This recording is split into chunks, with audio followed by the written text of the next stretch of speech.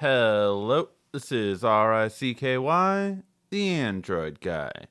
Hey guys, welcome to another unboxing, and this is for the new Samsung Gear VR. This is the consumer version of the VR, so it has some subtle changes, but they're all supposed to be for the better, so we'll see how they really go. All right, on the back side, Samsung displayed very basic things, just letting you know that it does have a couple of different ways you can view this. But basically, you stick in either a S6, S6 Edge, Edge Plus, or Note 5, and this will work just fine. So all of this is meant to work pretty simple and easy.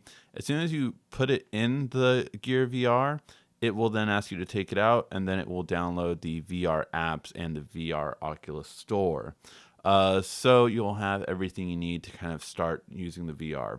There's over 100 apps. A lot of them are going to be free apps, but there are some paid for apps. So the paid for apps can get as high as I've seen $10. So for the full on games, which obviously isn't that bad if you're really going to be gaming with this.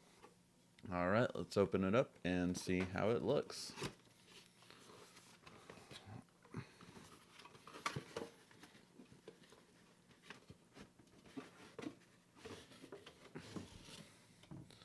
And here it is, a lot less luxurious of a box than we've had in the past. It doesn't look like it even comes with like a carrying case, which I used to love about them. I have both the last Gear VRs and both had carrying cases. This one doesn't seem to come with any. So you have the straps that go around the ear, around your head, and then the strap that goes on top right here. Overall, you're not supposed to need to use the strap on top anymore, but it is optional for you. And you have the little Gear VR manual, and then you just have the device itself.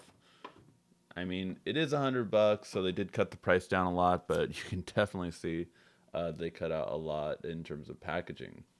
Really nice and simple Gear VR presented by Oculus on the side. Not sure what that's for. Oh, it just looks like a pin release kind of thing.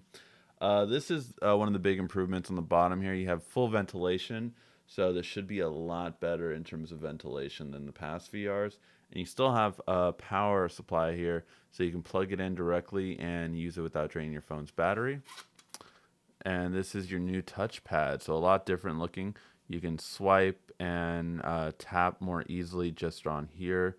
So that makes it a lot easier to move around, and I'm really curious to see how that feels. You have the back button, responsive as normal. You have the volume rocker right here.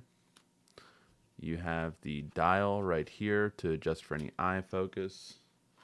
And then when you take this out, you can see how the new VR looks inside. So definitely a lot different looking than before.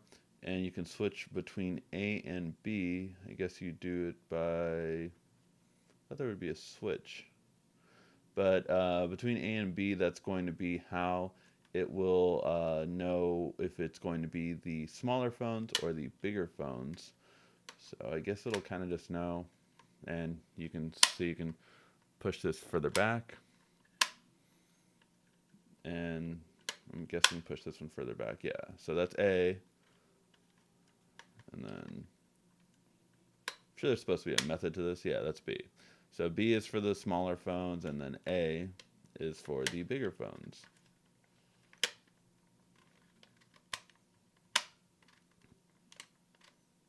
So this one just looks like it goes back and forth, and it waits there for you to put it in. And then this one, you just push back and forth to see which one it is. So now it's ready for the bigger screen phones. And once this goes down, though, it will just push in. So it's kind of interesting. All right, guys. Hopefully you like this unboxing. Let me know, are you interested in this for $100? It seems like a pretty easy purchase, but let me know what you guys think, and if you guys think you would want to get this Gear VR. This has been RICKY, the Android guy.